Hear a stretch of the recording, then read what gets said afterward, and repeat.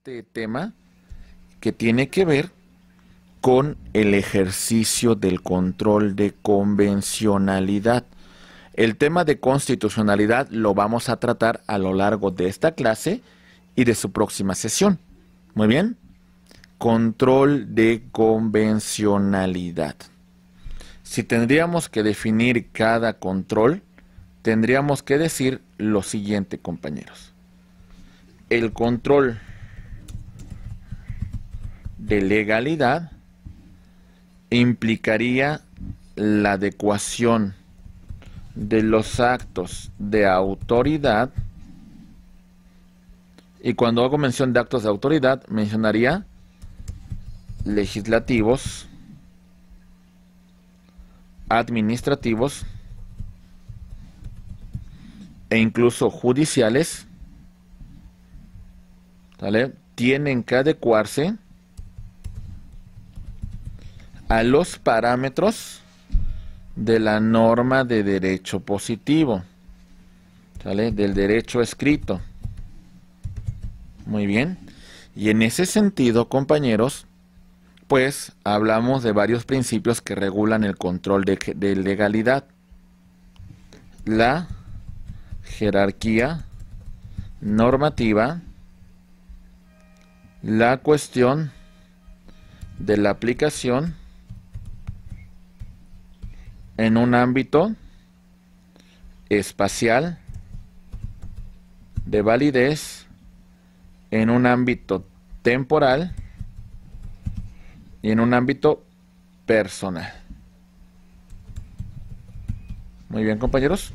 Varios aspectos que se toman en consideración desde el derecho positivo. Aquí, como mencionamos, por donde surge el principio de subsunción. La aplicación de la norma a un caso concreto. Y aquí nos referimos a un estado de derecho. ¿Vamos bien? Ok.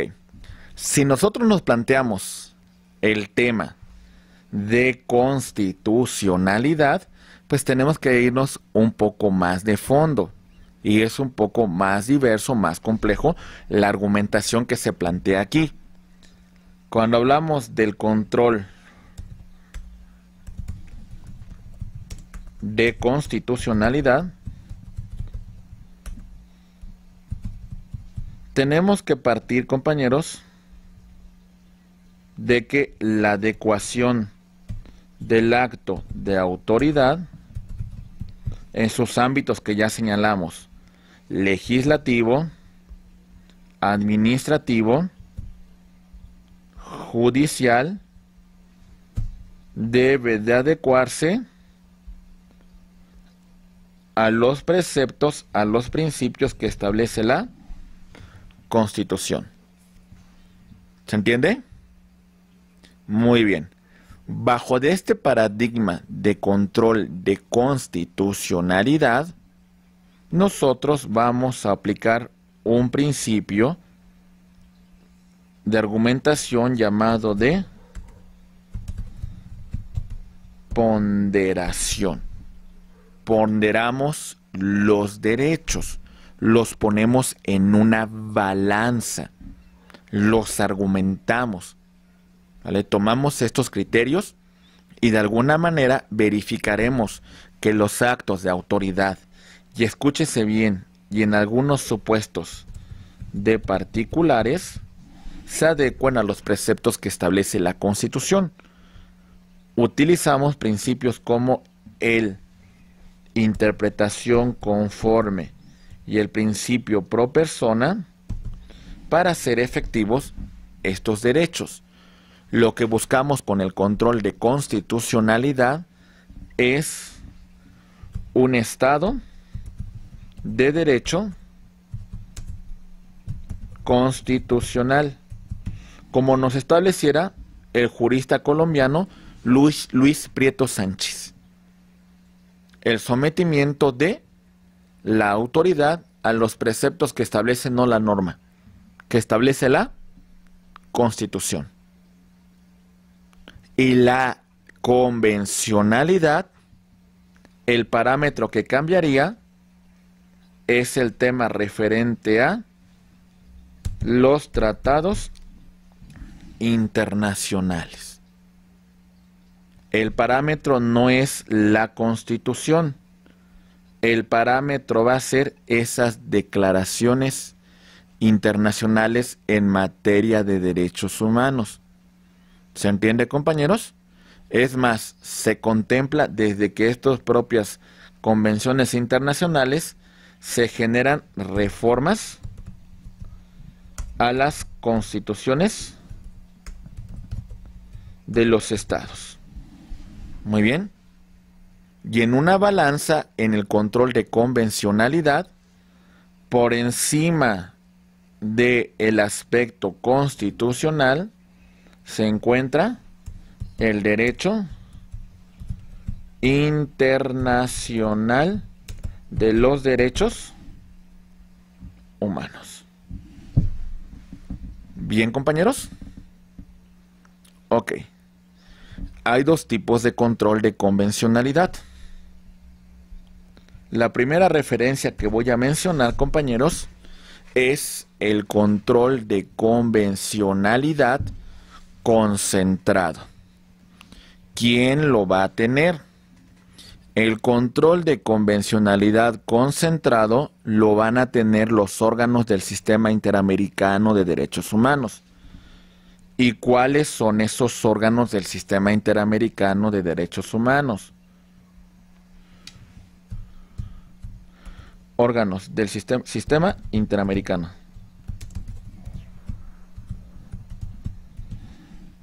El marco normativo son dos.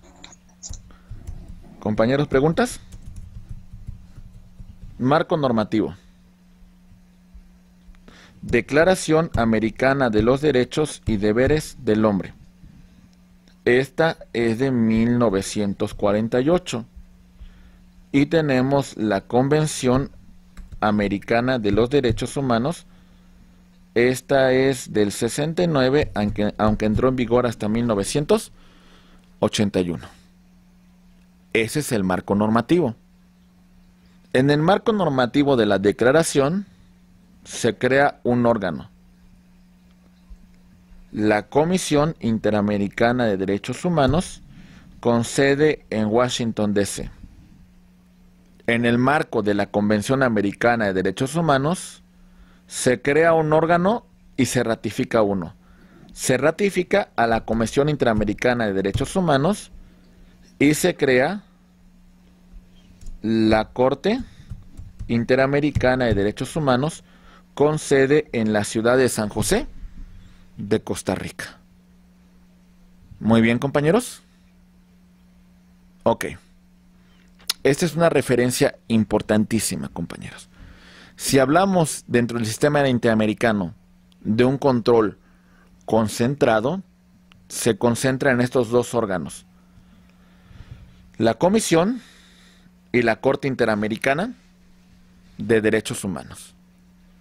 Pero con la resolución del 2003, Migna Machac contra Guatemala, que surge de un criterio de don Sergio García Ramírez y la obligación de los estados partes de esa convención de aplicar la Convención Americana de Derechos Humanos y de verificar y aplicar que las normas o actos que van a aplicar en sus estados entren en armonía con esa convención, se habla de el control difuso de convencionalidad, el cual van a tener todos los jueces en el interior de sus estados, sin importar la jerarquía, sin importar su competencia, sin importar su fuero, su nivel. Todos los jueces en el interior del estado deben ejercer un control difuso de convencionalidad. Pero al final, compañeros, en ambos casos sigue habiendo los dos criterios que vamos a utilizar: control concentrado control difuso de convencionalidad. Posiblemente en una controversia, toda esta línea representa un proceso, ¿vale? Desde que inicio la litis, la controversia en mi demanda, desde aquí planteo la cuestión de convencionalidad. Estoy haciendo un ejercicio de control difuso de convencionalidad. Cuando se emita la sentencia, el juez que la emita necesariamente aplicará un control difuso de convencionalidad. Tendrá que pronunciarse de conformidad con el artículo 1 de la Constitución. Si yo me voy a un recurso de apelación, el superior jerárquico del juez en este recurso volverá a pronunciarse sobre el control difuso de convencionalidad. Agoté los medios ordinarios, ya no tengo ningún recurso pendiente.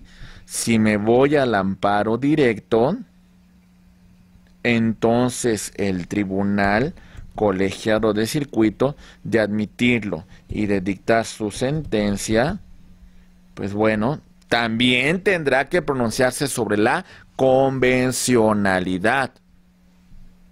¿Sí?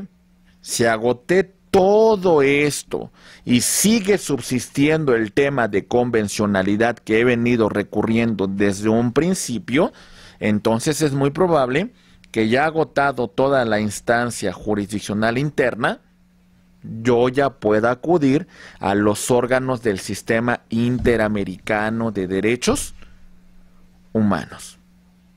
¿Vale? Ejerzo dos tipos de controles. Cuando me voy al sistema interamericano, ¿qué control estoy ejerciendo?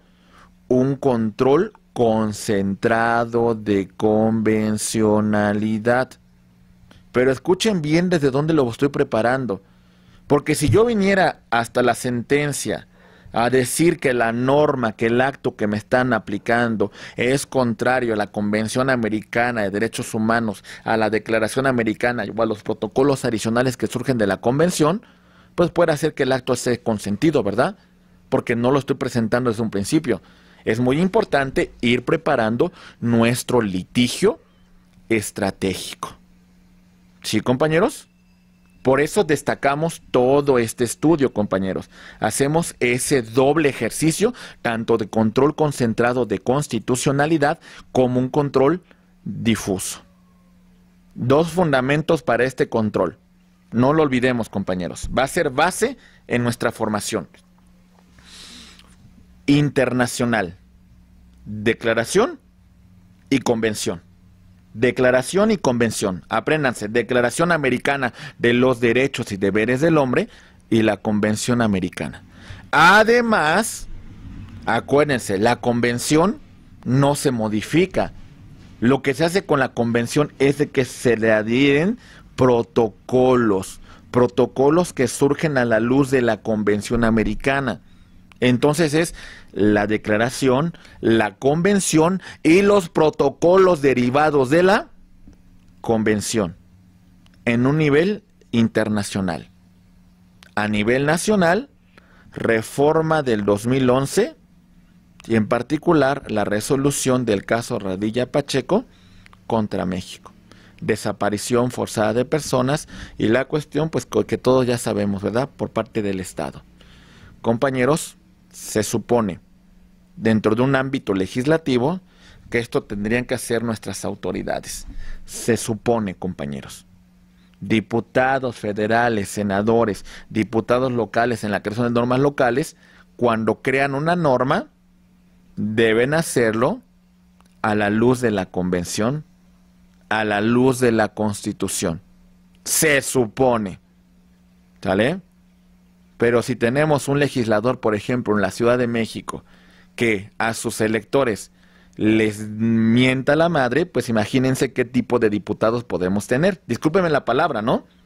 Si tenemos diputados que están bailando en TikTok, o que, bueno, candidatos a diputados que están ahí haciendo farándula para pues, llegar al voto popular, no creo que esos diputados estén acordes con la convencionalidad, que la conozcan, o que conozcan de regularidad constitucional, o por lo menos que tengan la decencia de decir, bueno, no lo sé, pero voy a llevarme a una persona especializada, una persona que sí conoce a mi equipo, ¿verdad?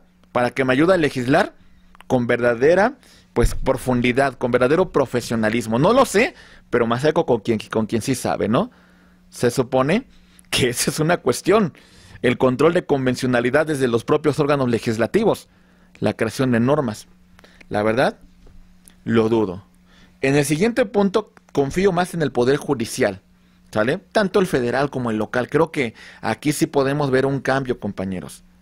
En los poderes judiciales, cuando apliquen una norma, cuando resuelvan una controversia, pues de alguna manera verificar el ejercicio del control difuso de convencionalidad y abstenerse de aplicar normas que sean contrarias a la convención y ejercer este control, este principio que hemos señalado, principio pro persona e interpretación conforme.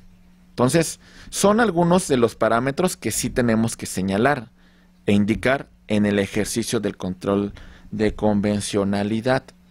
Por eso, reitero nuevamente lo que ya hemos mencionado con antelación. Los derechos humanos se garantizan y se reconocen en la Constitución y en los tratados internacionales y los principios que utilizamos. Muy bien.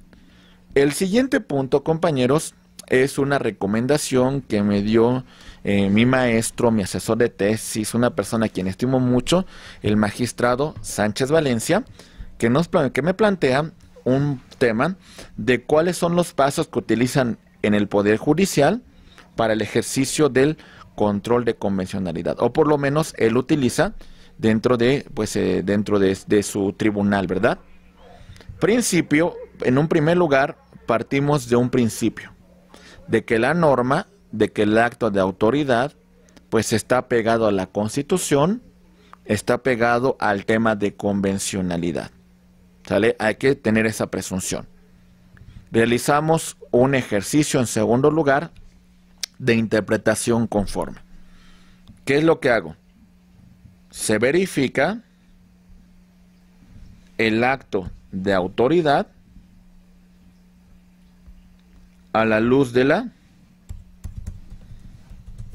Constitución, y si este filtro lo paso, lo analizo a la luz de la Convención. Y si también lo paso, compañeros, no hay necesidad de ejercer ningún otro control y nos quedamos con el ejercicio del control de legalidad. Porque tampoco se trata como hacer calzar el zapato de cristal a las hermanastras de la Cenicienta, ¿verdad? Que en todo caso yo tengo que aplicar control de constitucionalidad, control de convencionalidad. Si paso este examen de constitucionalidad y convencionalidad, olvídense, ¿para qué lo aplicamos? ¿Se entiende, compañeros? No tiene ningún caso. Pero si no pasara el examen de constitucionalidad y después entonces tengo que pasar el examen de convencionalidad, tampoco lo pasa, entonces ahí sí verifico y utilizo los criterios que he señalado: interpretación conforme y principio pro persona. ¿Se entiende, compañeros? ¿Vamos bien? Ok. Continuamos, compañeros. ¿Qué se va a hacer? Tenemos que optar por la norma que más favorezca, que más tutele los derechos humanos. Desaplicar interpretaciones que no sean incompatibles o que tengan un menor efecto protector. ¿Está claro, compañeros? Y en todo caso, si no puede hacerse la interpretación constitucional y convencional conforme, se desaplica la norma y bueno, le correspondería al Poder Judicial, a través de su jurisprudencia, declarar su invalidez y, ¿por qué no?, a lo mejor emitir su respectiva declaratoria general de inconstitucionalidad. Muy bien. Ok. ¿Cómo funciona todo este tema de litigio estratégico? Vamos a poner un pequeño parámetro, compañeros, para que lo vayan conociendo. Después de revisar todo este parámetro, pues bueno, vemos si tienen alguna duda, algún comentario, y pues procedemos a pasar a un pequeño receso, pero terminando todo ese tema. Muy bien, voy a empezar. Aquí voy, compañeros. ¿Qué es el Sistema Interamericano de Derechos Humanos? Es una pregunta importante. Y para empezar, primero voy a decir los órganos que lo conforman, ¿verdad? Tenemos la Comisión Interamericana de Derechos Humanos y se encuentra su sede en la ciudad de Washington, Estados Unidos. Ahí la tenemos. Y tenemos también la Corte Interamericana de Derechos Humanos, cuya sede se encuentra en la ciudad de San José de Costa Rica. Muy bien. Reitero, si hablamos de la Comisión Interamericana de Derechos Humanos, esta existe y tiene como documento base la Declaración Americana de los Derechos y Deberes del Hombre de 1948. Y en la Convención Americana de Derechos Humanos se ratificó a la Comisión Interamericana. ¿Se entiende? Muy bien. Ya existía con antelación. El tema de la Corte tiene su sustento en la Convención Americana de los Derechos Humanos y se estableció su sede en la ciudad de San José de Costa Rica.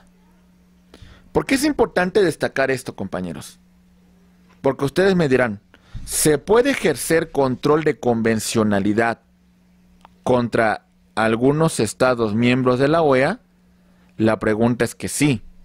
¿Sale? Normalmente en 1948, la mayor parte de estados independientes de América suscribieron esta declaración, incluyendo Estados Unidos, Canadá, en el norte, las islas del Caribe y algunas otras naciones que como tal no suscribieron la Convención Americana de Derechos Humanos. ¿Y esto qué significa? Que si yo quisiera ejercer un control de convencionalidad contra estas naciones que he mencionado, ¿lo puedo hacer? Sí, pero mi base va a ser la Declaración Americana de los Derechos y Deberes del Hombre. Esa va a ser mi base. Y me voy a quedar en una posible simple recomendación por parte de la Comisión hacia ese estado. ¿Está claro, compañeros? Ah, pero la Convención Americana, no todos los estados la suscribieron. Y hasta cierto punto, como nos dijera el ilustre jurista mexicano, miembro de la Corte Interamericana, don Eduardo Ferrer MacGregor, hasta cierto punto la Comisión Interamericana, con los órganos que la integran, pareciese que se trata de de un sistema iberoamericano. Y debo explicar por qué, compañeros. Aquí vamos. Muy bien. Ahí está. Compañeros, si se fijan, no todos los estados se encuentran. Vámonos, quitamos las que se encuentran en blanco. Estados Unidos, Canadá, Cuba, Venezuela, que Venezuela estaba, pero ya sabemos, bueno, en ese momento estaba Hugo Chávez y cuando se le presenta una cuestión en contra, pues Hugo Chávez tildó de neofascista, de capitalista, de que seguía los intereses de Washington, ese sistema interamericano, ¿no? Y entonces optó por salirse del sistema, ¿sale? Y bueno, varias islas del Caribe pues no forman parte de ese sistema, compañeros. Entonces tenemos algunos estados que no ratificaron, que no suscribieron la Convención Americana de los Derechos Humanos. ¿Vamos bien? Pero si me voy al parámetro de la declaración, compañeros, ahí prácticamente abarcamos todas las naciones Latinoamérica, de todas las naciones de los estados miembros de la OEA. ¿Se entiende? Entonces aquí tenemos a la declaración y aquí tenemos a los estados que forman parte del Sistema Interamericano de Derechos Humanos, teniendo como documentos normativos la Declaración y la Convención Americana de los Derechos Humanos. ¿Qué derechos contempla esta convención?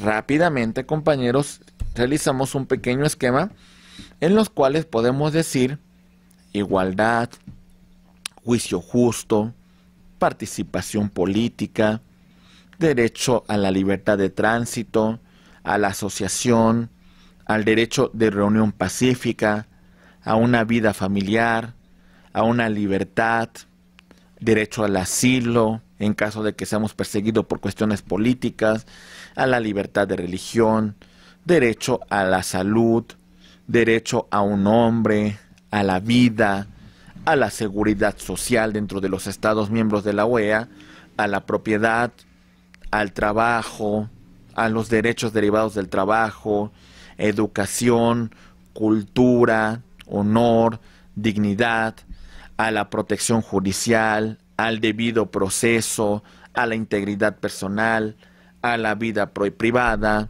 a la libertad de expresión, a la nacionalidad, a la libertad de pensamiento, etcétera, etcétera. Tantas cuestiones que nosotros podemos plantear dentro del Sistema Interamericano de Derechos Humanos. Ahora bien, todo este litigio estratégico, ¿cómo se va presentando? Bien, empezamos con nuestra petición, compañeros. Nuestra petición va a ser personal, va a ser por un conducto de varias personas en la cual se va a tener que designar un representante, o va a ser a través de los organismos no gubernamentales. En todo caso, compañeros, siempre tenemos que individualizar a las víctimas. No podemos así hablar de forma general sin tener un nombre, sin tener una identidad. ¿Vamos bien? Hay que señalar quiénes son las personas afectadas derivadas de ese acto de autoridad. Además, también tenemos que explicar de forma muy clara, compañeros, cuál es el acto u omisión de la autoridad que causa una afectación a los derechos humanos derivados de la convención, derivados de la declaración. ¿Vale? Tenemos que ubicar cuál es el acto u omisión de la autoridad. En este caso, la corrupción del servidor público conllevó a que se estableciera una empresa, esa empresa contaminara un río y ese río causara enfermedad a una comunidad. Dentro del sistema Interamericano de Derechos Humanos requerimos una afectación material. Le requerimos una afectación a los derechos humanos para que esto pueda proceder. ¿Se entiende, compañeros? Muy bien. No podemos acudir directamente al sistema interamericano. En Europa se tiene la jurisdicción ordinaria o la jurisdicción europea. Nosotros la decidimos. Pero en el caso de los miembros del sistema interamericano no pueden hacer eso. Hay que agotar un principio. El principio se llama definitividad. Agota los recursos ordinarios y después vienes a este sistema. Salvo excepción, que en el estado donde tú te encuentras no existan los mecanismos que aseguren la protección de los derechos humanos, no existan los mecanismos que sean efectivos para que esto se respete, y entonces podríamos acudir directamente a la jurisdicción Interamericana. ¿Se va entendiendo? Muy bien. Compañeros, ya reiteramos. Desde que yo presento mi demanda, yo ya planteo las cuestiones de constitucionalidad y convencionalidad. Seguimos las reglas procesales, el debido proceso. Si yo vengo hasta la sentencia a argumentar un tema de convencionalidad, que se me cometió desde el primer acto de aplicación de la autoridad, pues bueno, puede ser que sea un acto consentido y ya no sea objeto de tutela ni en el régimen interno ni en el régimen interamericano. ¿Por qué? Porque en su momento no lo manifesté. Es muy importante partir de nuestro litigio estratégico desde el inicio. Cuando se dicta una sentencia firme y recurramos a la apelación y la sala confirme y acudamos a la jurisdicción suprema, a la Corte Suprema, acudamos a tribunales superiores a pronunciar, a revisar un recurso de casación, un amparo directo, pues bueno, habrá un pronunciamiento de fondo, ¿vale? En ese supuesto se supone que con la sentencia que dicta el máximo órgano jurisdiccional en el interior de un estado, la sentencia ha quedado firme. Ya no hay más que hacer. Ya tenemos entonces nuestra sentencia, ¿vale? Recordemos. Primer lugar, agotamos la jurisdicción ordinaria. Se dicta sentencia. Se presenta los recursos correspondientes. La sala la confirma. Presentamos amparo directo. ¿Vale? Tribunal colegiado de circuito admite la demanda de amparo. Tribunal colegiado de circuito asigna un magistrado. Ese magistrado emite un proyecto y en sesión pública se vota. ¿Sale? Dictando su resolución, dictando su sentencia. Pero ¿qué creen, compañeros? Ni esto queda así, ¿eh? Al final de cuentas, puede ser el supuesto de que ya habiendo agotado los recursos internos, exista el punto de presentar nuestro recurso, de presentar nuestra petición al Sistema Interamericano de Derechos Humanos. A partir de que yo tengo una sentencia firme, una sentencia que ha causado estado, tengo 6 meses, ¿sale? Para presentar mi petición. ¿Vamos bien? Ok. Entonces, 6 meses para la presentación de mi petición ante la Comisión Interamericana de Derechos Humanos. Lo puedo hacer a través de correo electrónico o puedo acudir directamente hasta la sede de la Comisión Interamericana. ¿Sale? Hay varios principios bajo los cuales la Comisión no conocerá de nuestra petición. Si no hemos agotado nuestros recursos internos, no se admite. Si ya estamos ventilando este caso ante otro organismo, por el principio de litispendencia, tampoco conocerá la comisión. Sí, si ya se está pronunciando un recurso sobre ese tema, pues ya la comisión pues no tiene facultades. ¿Vamos bien, compañeros? Un tema es la petición y otro tema es la medida cautelar.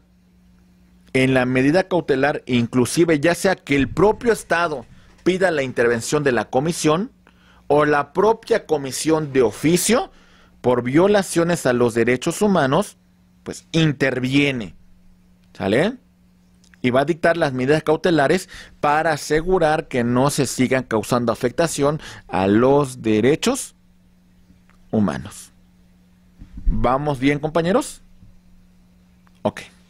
Entonces recordemos, tenemos que agotar todos los recursos, principio de definitividad.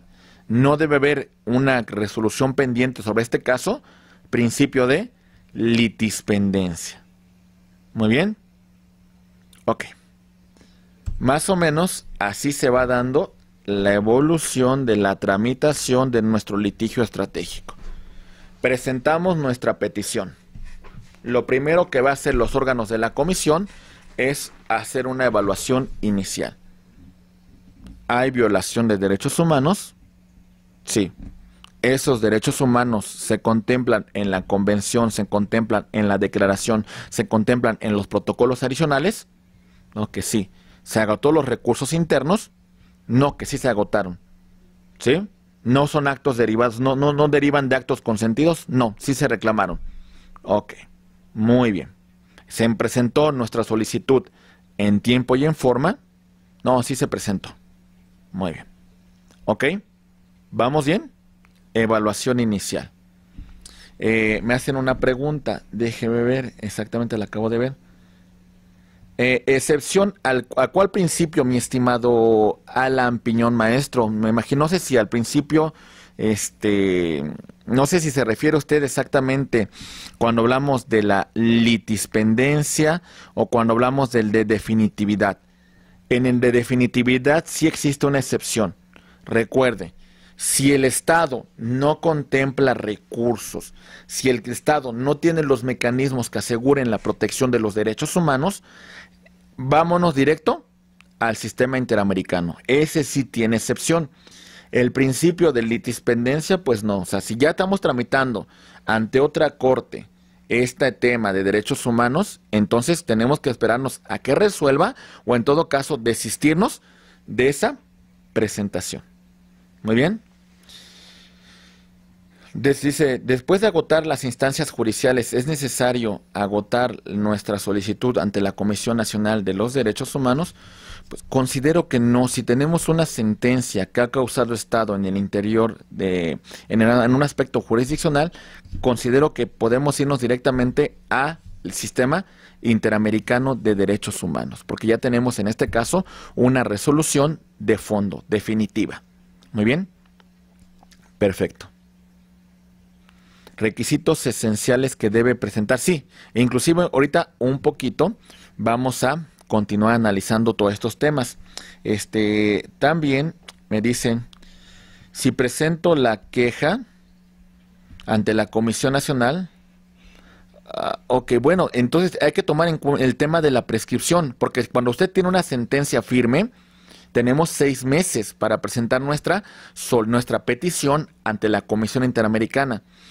Si usted presenta su petición, su solicitud a la Comisión Nacional y después se desiste, hay que verificar que no haya prescrito la acción para poder presentar nuestra petición a la Comisión Interamericana.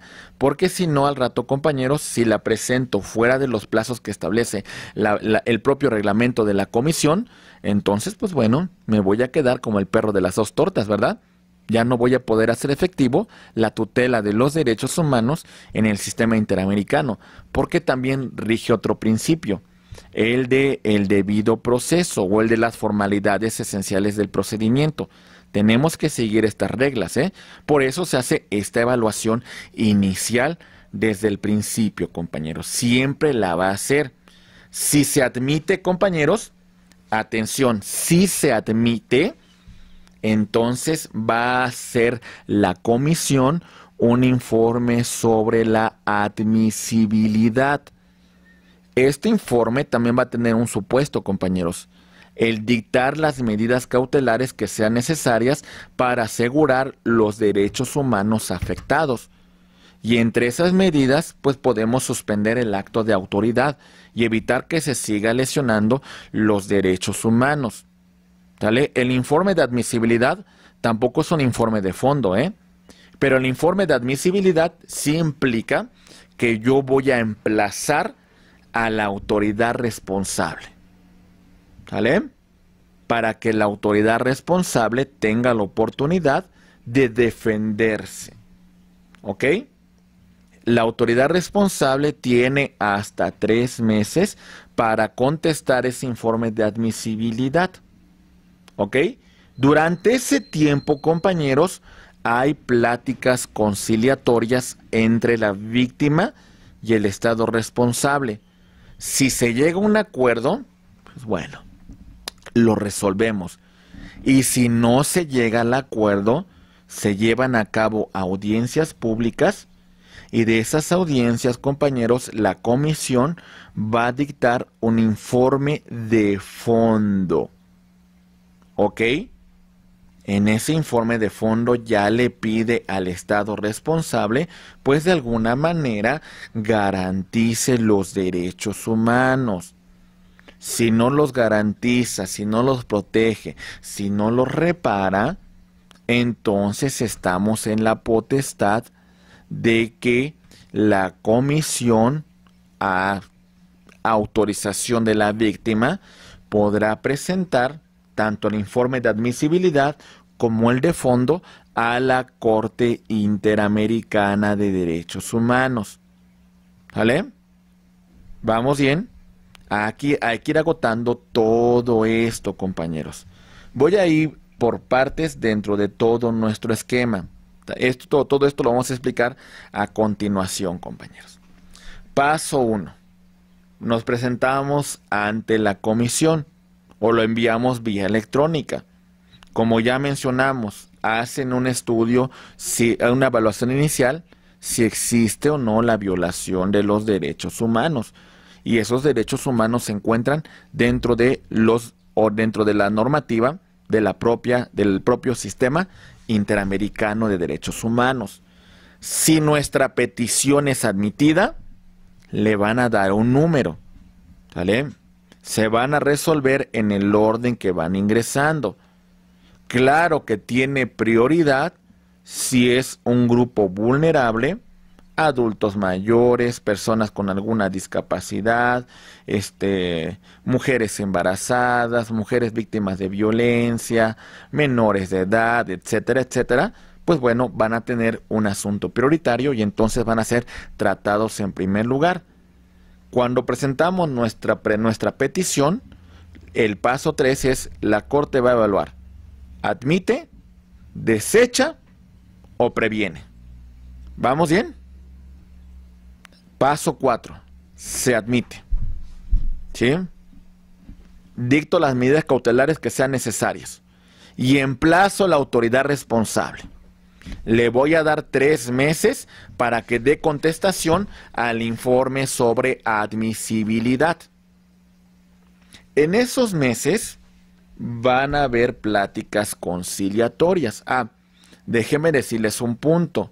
Si se admite mi petición, los gastos que tenga que hacer la víctima para trasladarse a Washington, gastos de hospedaje, alimentos y demás, va por conducto de un fideicomiso del propio sistema, de la propia Organización de Estados Americanos. Y entonces se van a encargar de todos los gastos que genere, los viáticos y el traslado de la víctima, en el caso de admisión. ¿Se entiende? Muy bien. Llegamos a pláticas conciliatorias en el paso número 5. Si llegáramos a un acuerdo, terminamos. ¿Sale? Si no llegamos a un acuerdo, vámonos al paso número 6, en la cual va a haber una audiencia pública.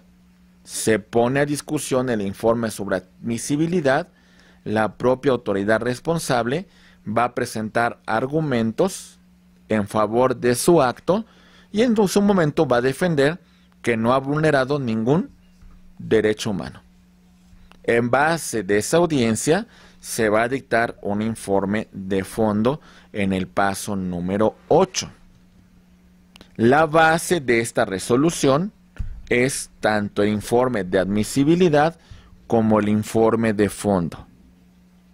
Se tiene hasta 4 meses para hacer observaciones a ese recurso, a esos informes de fondo, informes de admisibilidad.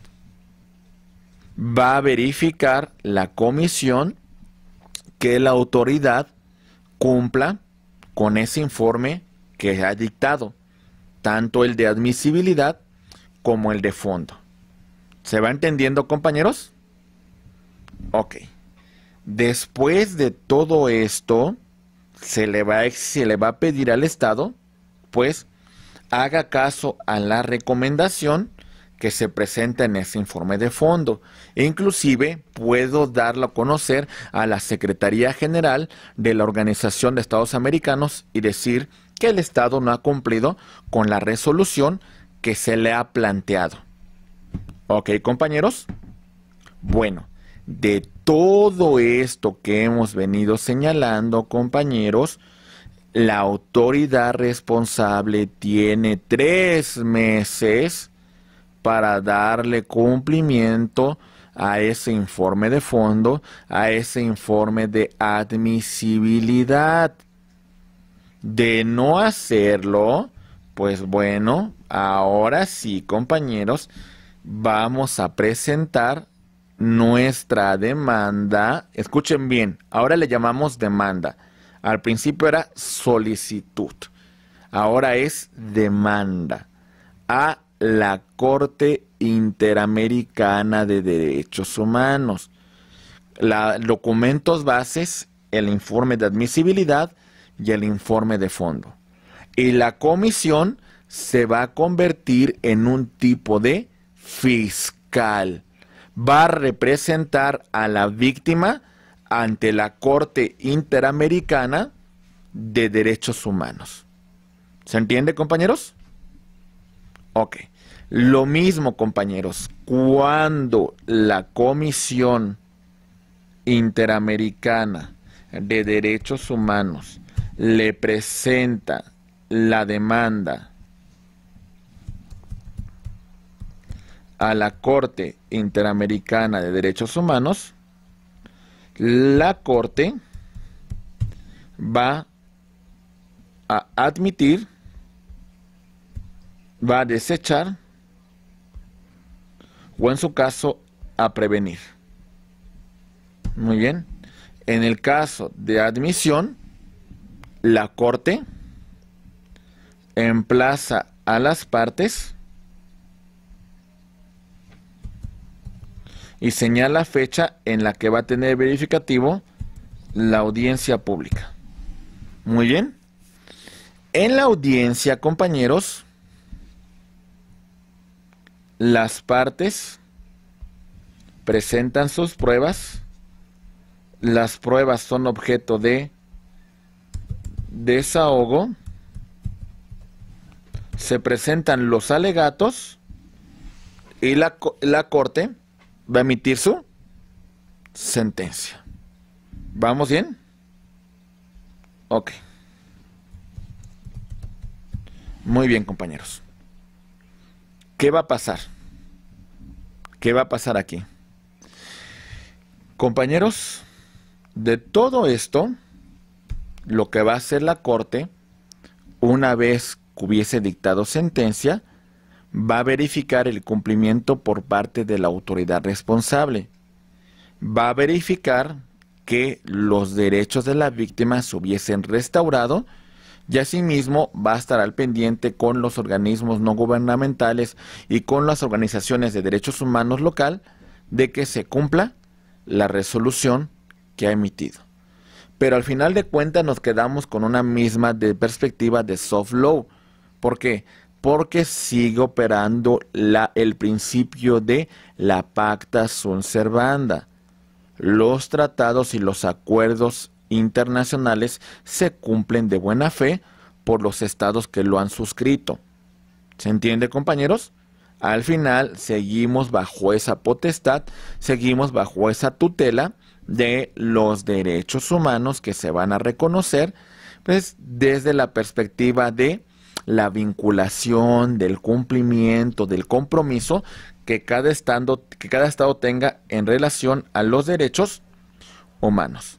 Bien, maestro Edgar comenta, en estos tiempos no hubo suspensión de términos. Ah, sí, efectivamente, pues por la cuestión de la pandemia, necesariamente muchos términos fueron suspendidos y habrá que revisar específicamente los acuerdos que llegaron tanto la Comisión como la Corte en el tema de términos sobre algunos asuntos que se estaban tramitando durante la pandemia. Y sobre todo, muchas de las peticiones a la Comisión ya no se realizaron personalmente, se realizaron a través de medios electrónicos e inclusive durante la pandemia tanto la Comisión como la Corte, algunas de las sesiones la tuvieron vía remota a través de Zoom.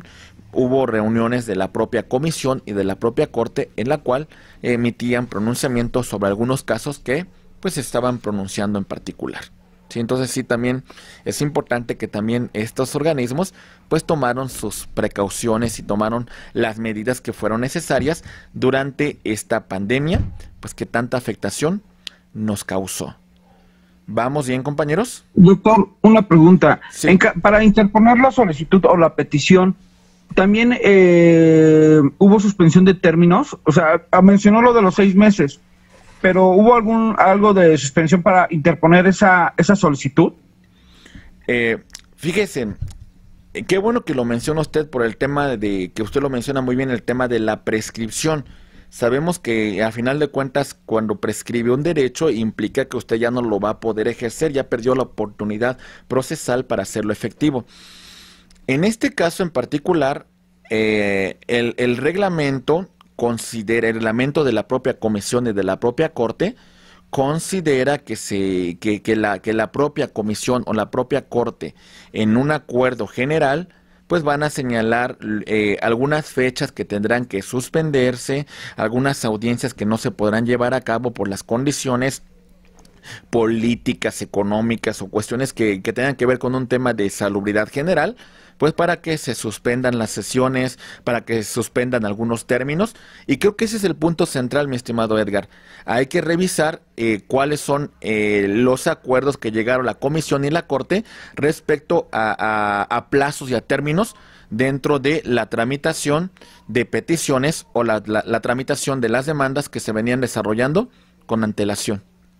Eso es importantísimo, hay que revisarlo porque pues de alguna manera a lo mejor muchos de estos términos que hemos establecido y que menciona el maestro Edgar, pues tienen que ver con una posibilidad de que algún asunto que a lo mejor en su momento se consideraba que ya no teníamos la oportunidad porque ya transcurrieron más de los 6 meses de que tenemos una sentencia definitiva, pues todavía estamos en ese lapso por la cuestión de suspensión de términos, ¿verdad, Edgar? ¿Sí? Muy bien. Excelente. Efectivamente, licenciado. Y otro tema referente igual a interponer la queja. En amparo existe el recurso de queja. En ese sentido, para la petición, en caso de no ser admitida, ¿existe algún tipo de recurso? Fíjese, en el tema de la propia Comisión Interamericana de Derechos Humanos, la realidad que es, en caso de que no se admita la petición, es más que nada como una solicitud como un tema de recusación, como un tema que le llamaríamos como un tipo de revisión en la cual la propia comisión verifica, en todo caso presentemos argumentos nosotros de que nuestra petición se presentó en tiempo y en forma, de que existe una violación a los derechos humanos y que le requerimos que la admita, ¿no? Al final de cuentas reasume jurisdicción la propia comisión y vuelve a calificar si admite o desecha la petición que hemos formulado. Sí, como en el caso que usted nos menciona, en el caso del amparo, la queja tiene esa implicación. No se admitió una demanda, pues bueno, a través del recurso de queja quiero verificar que de alguna manera reasuma usted jurisdicción y admita este recurso, lo presenta al superior jerárquico y el superior jerárquico haga la calificación correspondiente sobre la resolución de trámite que emitió el inferior, ¿verdad? Ok, muy bien. ¿Sí se va entendiendo, compañeros? ¿Vamos bien hasta aquí? ¿Comentarios? Entonces ya vamos 2 grandes unidades, ¿eh? La primera unidad referente con los derechos humanos y la reforma constitucional del 2011 y la segunda unidad referente con el tema de control de convencionalidad. Vamos bien, vamos a, así como me indican también nuestras autoridades, pues tenemos, creo que si no más recuerdo, 30 minutos para que tomen un cafecito, para que tomen un café, una galletita, algo por el estilo, y vamos a ser muy puntuales, compañeros, por favor, para que exactamente a las 11 de la mañana con 50 minutos nos conectemos.